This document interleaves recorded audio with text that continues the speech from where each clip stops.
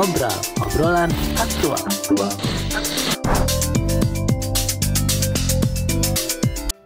Assalamualaikum warahmatullahi wabarakatuh. Sobat aktual dimanapun berada, kita berjumpa kembali dalam podcast Obrolan Aktual. Dan kali ini masih membicarakan seputar bulan Ramadan dan keutamaannya. Dan ya, kita akan membahas bagaimana sih puasa atau ibadah puasa di bulan Ramadan ini bisa meningkatkan ketahanan keluarga. Dan untuk itu masih hadir bersama kita Ibu Ustazah Haja Elvi Hudriah. Beliau adalah pengurus Komisi Informasi dan Komunikasi Majelis Ulama Indonesia Pusat. Langsung aja kita sapa beliau. Assalamualaikum. Waalaikumsalam warahmatullahi wabarakatuh. Oke Bu Haja, sebelum kita mulai podcast kita ingatkan dulu kepada Sobat Aktual dimanapun berada. Sebelum kita mulai acara ini, silakan yang belum subscribe dulu. Kemudian nyalakan juga lonceng notifikasinya supaya kalau kita posting obrolan aktual terbaru, kalian nggak akan ketinggalan lagi. Iya, selamat menjalankan ibadah puasa juga bagi Anda kaum muslimin dan muslimat di seluruh penjuru tanah air. Mudah-mudahan ibadah puasa kali ini bermanfaat bagi kita semuanya. Betul. Iya. Ya, Bu Ustazah, kita kan tadi sudah berdiskusi sebentar nih ya terkait ibadah puasa di bulan suci Ramadan ini. Bagaimana manfaatnya buat kita secara pribadi. Nah, itu gimana sih ceritanya atau apa yang membuat ibadah puasa ini bisa meningkatkan ketahanan keluarga? Mungkin Bu Ustazah bisa menceritakan berdasarkan pengalaman atau memang hal-hal yang Ibu Ustazah sendiri sering temui pada saat berdakwah atau bersilaturahmi ke masyarakat. Silakan. Ya baik, terima kasih Mbak Nuning. Ini yang saya senang sekali hari ini pertemuan kita. Mbak Nuning udah nggak salah lagi nyebut Ramadan. Udah bukan Ramadan lagi. Tapi Ramadan. Ya, ingat jangan Ramadan bulan sakit mata. Nah, kalau Ramadan sakit mata. Kalau Ramadan bulan pembakaran dosa. Jadi kita menyebutnya Ramadan ya, jangan beda Ramadan. Ya, beda. Ya. Nah, tadi pertanyaan Mbak Nuning bagus banget ya. Bagaimana kita di bulan puasa ini ketahanan keluarga kita tetap menciptakan sebuah ketahanan keluarga. Karena mungkin kalau kita bicara keluarga, apa sih keluarga ya? Keluarga itu kan satu unit terkecil ya di masyarakat gitu yang tentunya punya fungsi-fungsi di dalam keluarga. Ada fungsi ibadah, ada fungsi sosialnya, ada fungsi kenyamanannya, ada fungsi reproduksi. Karena di keluarga itulah kemudian berkembang biak, dalam Al-Quran itu berkembang biak disebutkannya. Kenapa? Karena memang kita hayawanun natik. Jadi jangan marah kalau kita disebut hewan. Kita emang bener hayawanun natik, hewan yang berpikir. Itu yang membedakan. Nah, di dalam surah Ar-Rum ayat 21 Allah sudah berfirman, Bismillahirrahmanirrahim. Wa min ayatihi an khalaqalakum min anfusikum azwajan litaskunu ilaiha wa ja'ala bainakum mawaddatan warahmah inna fi dzalika laayatil liqaumin yatafakkarun. Nah, ayat ini menjelaskan bahwa dan di antara tanda-tanda kekuasaan Allah ialah Dia menciptakan untukmu istri-istri dari jenismu sendiri, bukan dari jenis yang lain. Jadi dari jenis manusia maksudnya. Dari jenismu sendiri supaya kamu merasa cenderung dan tentram kepadanya. Dan dijadikannya di antaramu rasa kasih dan sayang. Sesungguhnya pada yang demikian itu benar-benar terdapat tanda-tanda bagi kaum yang berpikir. Ada beberapa hal di sini nih landasannya ya, bahwa ketika kita menyebutkan keluarga, di situ ada inti, ada keluarga inti, ada orang-orang yang kita sebut inti. Siapa? Suami, istri, anak. Kalau di situ ada mertua atau ada orang tua, artinya ini memang yang berada di dalam rumah kita. Tapi untuk keluarga inti adalah suami istri dan anak. Ini bagaimana masing-masing menjalankan tugas, hak dan kewajibannya. Di bulan puasa ini, mengapa kita mencoba untuk menjelaskan bahwa puasa bisa meningkatkan kualitas ketahanan keluarga. Mbak Nuning biasanya kan kalau makan siang atau makan malam mungkin bisa sama teman-teman ya kan? Siang makan sama teman-teman di kantor gitu kan ya. Karena memang kita nggak selalu berada di rumah ya. Dan anak-anak juga ada di mana, ada yang kuliah, ada yang kerja, sekolah gitu kan. Tapi coba lihat di bulan puasa, ada satu waktu makan bukan cuma kita suami istri atau anak-anak, tapi ART kita ikut, mertua kita ikut, orang tua kita ikut, semua yang ada di dalam rumah kita semua makan di waktu yang sama. Kapan? Saat sahur. Nggak ada yang nunda, antar aja saya mau habis subuh sahurnya. Nggak ada, ya kan? Iya betul. Semua makan di waktu yang sama. Karena apa? Di waktu sahur itu adalah waktu yang sangat berkah. Yang kedua, memang saatnya sahur kita harus sahur gitu. Di waktu yang memang semua sama waktunya. Nggak ada yang ditunda. Ntar aja deh saya mah habis jam 6 gitu. Nggak ada sahur jam 6 pagi. Tapi sahur adalah di waktu sahur. Artinya bisa dari mulai jam 2, jam 3, tapi di waktu yang sama. Kita duduk di situ di meja sama-sama. Kita sebagai istri, sebagai perempuan, kita menyiapkan dengan penuh rasa sukacita. Kita senang banget kan ya bulan puasa kita bangun duluan nih. Bangun duluan saya mau nyiapin ini. Suami tuh langsung tempat tidur gini, suami istriku menyiapkan, kasihan dia sendirian, aku temenin yang biasanya cuman kita bangun sendiri, suami ikut temenin walaupun sekedar dia duduk atau dia memanfaatkan waktu untuk tahajud. Kita tahajud udah duluan nih, udah 2:30 udah duluan, lalu kemudian kita jam 3 masuk ke dapur, suami jam 3 bangun, suami lihat Mbak Nuning sendirian, saya temenin kata Mas Surya gitu, temenin, kan kita nyaman. Nah, kenyamanan yang dirasakan istri dan rasa tanggung jawab yang dirasakan suami, ini secara tidak langsung menumbuhkan ketahanan keluarga. Saya dilindungi, saya ada suami, saya dilayani oleh istri saya. Kemudian setelah kita masakan matang, kita bangunin anak satu-satu, ya kan? Ayo bangun. Sahur gitu. Walaupun tapi ada semacam satu kebahagiaan tersendiri ketika sahur bersama. Ayo dek, makan dek, ayo. Coba nih, betapa nikmatnya kita makan di waktu yang sama dan bersama. Karena makan bersama itu memunculkan keberkahan. Coba kita kalau makan sendiri enak gak? Ya males banget. Kalau kata orang Jawa, ini bener nggak? Saya bukan orang Jawa ya. Katanya lauknya makan itu ya temen makan, bener nggak? Iya betul. Jadi kita tuh jadi semangat makan gitu kan. Bener. Yang tadinya biasa aja, padahal lauknya juga biasa aja, tapi karena ada temannya jadi akhirnya jadi berasanya enak aja gitu kan. Betul gitu. Apalagi kita sambil dalam suasana yang bahagia. Cuma perlu catatan nih, kalau makan jangan sambil ngobrol. Ini kadang-kadang kan kita sahur makan sambil ngobrol. Nah di sini etikanya dijaga, etika makan juga tetap harus dijaga. Mengambil makanan jangan yang terlalu jauh, mengambil makanan yang terdekat dengan kita. Makanya tuh ada meja yang suka diputar, tahu nggak ya? Iya. Ada. Nah itu sebenarnya itu inspirasinya dari Islam itu. Karena jangan sampai orang tangannya sambil ke tempat yang jauh gitu. Jadi diputar.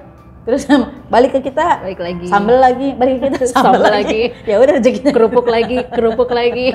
Ya intermezzo. Artinya memang ada adab-adab atau etika yang di saat makan bersama, ayah kemudian menunjukkan cara etika makan yang baik. Kalau siang mereka makan sendiri, ayah di kantor, ibu di kantor. Tapi pada saat yang bersamaan kita bisa melihat cara makan anak-anak. Kok anak saya makannya begini? Di situ kita bisa kasih masukan bagaimana adab makan yang baik. Jadi terciptalah satu ketahanan keluarga gitu. Anak-anak kita adabnya jadi baik, kita sebagai orang tua menimbulkan rasa tanggung jawab. Kemudian sebagai seorang istri, kemudian juga menyiapkan sahur. Nah kemudian makan buka puasa. Berapa banyak orang yang kejar-kejar waktu cuma untuk apa? Bisa buka puasa bersama di rumah begitu kan.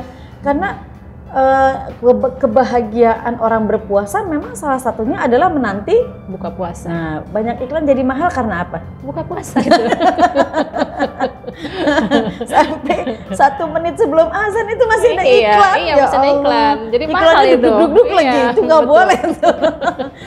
Jebak banget langsung. Kalau iklan sebelum maghrib, jangan iklan duduk. Kan dikira orang beduk gitu kan. Iya, bingung kadang-kadang kita kan ini beneran azan atau karena iklan gitu kan. Jadi kebahagiaan orang berpuasa diantaranya adalah saat berbuka puasa. Iya. Kebahagiaan yang kedua adalah dia bertemu dengan wajah Tuhannya. Iya memang, tapi kalau kita pikir-pikir ya memang benar ya. Tadi pada saat Bu Ustazah bilang bagaimana waktu-waktu atau momen berbuka puasa ataupun sahur itu bisa menjadi cara untuk mempertahankan atau menjadi ketahanan keluarga.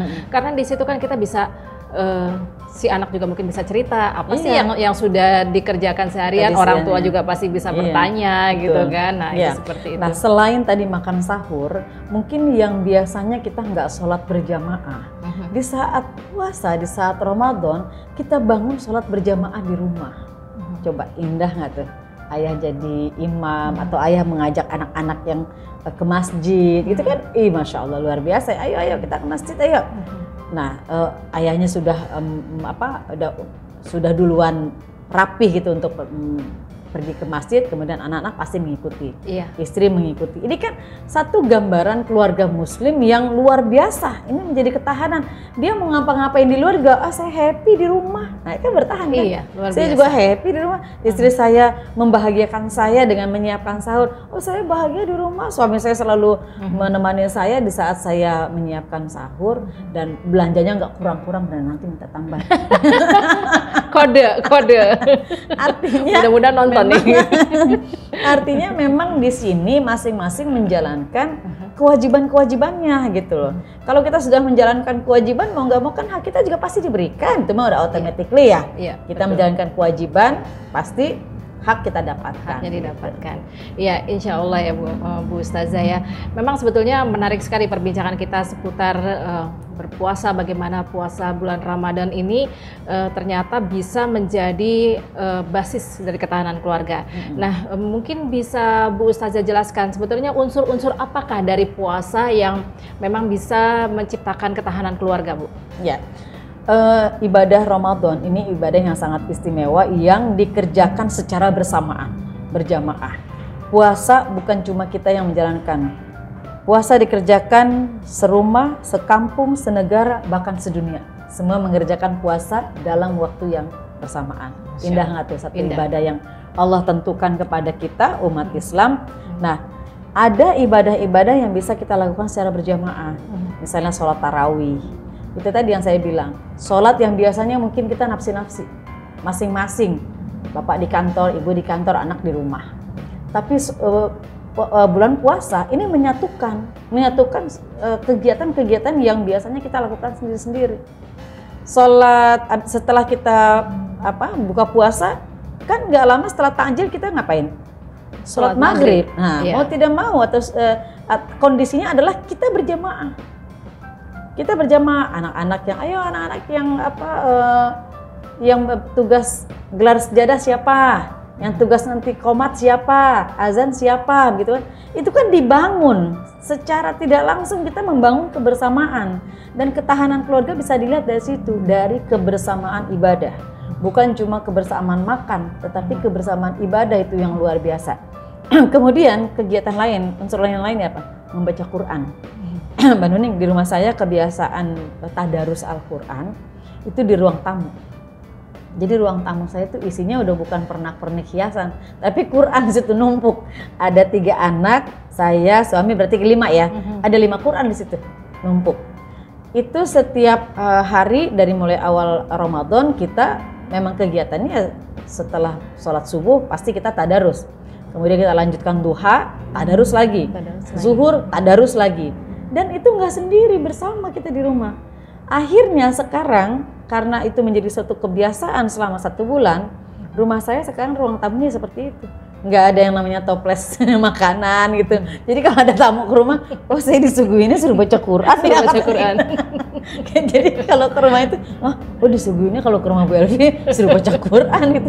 Nah, memang ini terbangun di bulan suci Ramadan, dan kita lanjutkan di bulan berikutnya gitu. Jadi biasa. Ramadan itu hanya bulan tarbiyah sebenarnya, bulan tarbiyah yang membentuk ketahanan keluarga. Berikutnya adalah ya 11 bulan berikutnya begitu. Bagaimana kebiasaan di bulan Ramadan ini kita lanjutkan di 11 bulan selanjutnya. Gitu. Iya Bu Haja Elvi Hudriyah, memang menarik sekali berbincangan kita terkait bagaimana puasa ternyata memang bisa menyatukan keluarga yang tadinya aktivitasnya masing-masing, sendiri-sendiri. Bahkan kadang-kadang kita juga nggak mengetahui ya suami kita aktivitasnya apa nih seharian. Tapi dan kemudian pulangnya juga kan yang namanya bekerja kita tidak bisa ukur ya. Ada yang memang on time seperti office hour, ada yang memang harus aktivitas sampai malam begitu kan. Tapi di bulan Ramadan ini memang spesial di mana seluruh anggota keluarga biasanya gitu kan itu berusaha untuk berkumpul bersatu dengan anggota keluarga yang lainnya. Memang sih berkumpul dengan teman-teman asik ya. Tapi memang untuk sementara kali ini itu semu banget. Abadi nih, ini abadi, benar. Iya. Bu Ustazah, mungkin ada yang pesan yang ingin Ibu Ustazah sampaikan kepada sobat aktual dimanapun berada ataupun kepada jamaah-jamaah sekalian terkait manfaat berkumpul bersama keluarga ini atau bagaimana sih untuk lebih mengakrabkan sesama anggota keluarga. Silakan. Kalau kita simbolkan gitu ya, keluarga ini kan seperti bangunan ini nih, Mbak Nuning. Bangunan rumah yang mungkin ada retak-retaknya ya, dalam waktu setahun itu ada yang bocor gitu kan ya. Ada yang harus diperbaiki, mungkin ada rayap gitu kan dan lain sebagainya. Nah, bagaimana ini kemudian bisa diperbaiki supaya bagus lagi? Begitulah keluarga. Mungkin kita ada selek-seleknya sama suami, pastilah, gitu kan ya, sama anak-anak, mungkin juga sama keluarga kita yang lainnya. Makanya ini luar biasa ya, agama kita mengajarkan kita ya untuk selalu saling memaafkan. Kemarin di Nisfu Sya'ban itu kan bagaimana kita suami istri saling memaafkan gitu, saling masih kayak kemarin kan kita ngomong masalah maafkan kan berat gitu ya Neng ya. Tapi di bulan mau masuk bulan Ramadan ini, ya Allah, masa sih saya mau minta maaf sama suami saya gitu, atau suami juga masa sih harus saya yang duluan minta maaf gitu kan. Tapi bagaimana Ramadan ini bisa memotivasi kita untuk memulai menjadi pribadi yang baik. Sebelum masuk la'alakum tattaqun aja kita udah digiring gitu loh Mbak Nuning. Untuk menjadi pribadi istri yang baik, suami yang baik, mengawali Ramadan dengan minta maaf. Dengan anak-anak juga gitu. Nah, di ketahanan keluarga ini dalam artian supaya rumah tangga kita ini atau keluarga ini kita nggak bocor, nggak retak. Maka kita tambal dengan apa? Ibadah bersama, saum bersama, makan bersama. Lebaran nanti puncaknya adalah kita pakai baju yang sama. Karena memang boleh ya, tidak diwajibkan, tetapi boleh kita menggunakan baju yang terbaik kita di bulan di hari raya Idul Fitri itu. Jadi kita digiring terus, dididik sama Allah dari Rajab, Sya'ban sampai Ramadan. Bagaimana keluarga kita juga mengikuti dan memahami, ini dikit lagi kita mau masuk nih Ramadan. Nah sekarang udah di Ramadan nih, bagaimana kita saling mengingatkan, ayo mama pakai baju yang bener nih, Ramadan nih gitu kan ya. Nah dari Ramadan kemudian ke 11 bulan berikutnya, saya yakin pasti ada yang nyangkut tuh pendidikan di Ramadan. Oh iya ya, kemarin kan saya sudah menutup aurat, masa sih saya mau buka lagi gitu kan, sayang gitu kan ya. Kita udah dididik loh sama Allah di bulan Ramadan. Kita renungkan, apakah Ramadan ini saya ada di Ramadan terakhir? Kita nggak pernah tahu. Apakah tahun berikutnya kita masih bisa menikmati indahnya bulan Ramadan? Jadi kekhusyuan Ramadan tahun ini mari kita bangun supaya kita menjadi pribadi-pribadi yang takwa. Insya Allah, ya harapan kita semua pastinya kita kepengen setiap hari menjadi pribadi yang lebih baik. Begitu betul. Bu Ustazah ya. Terima kasih untuk pencerahannya. Mudah-mudahan apa yang Ibu Ustazah sudah sharing di kesempatan podcast aktual kali ini mudah-mudahan menjadi ladang berkah pahala buat Bu Ustazah sekeluarga dan juga manfaat tentunya bagi kita semua. Baiklah Sobat Aktual dimanapun berada, itulah tadi obrolan kita dalam obrolan aktual. Dan terima kasih atas kebersamaan Anda. Sampai berjumpa kembali di podcast berikutnya. Assalamualaikum warahmatullahi wabarakatuh. Waalaikumsalam warahmatullahi wabarakatuh.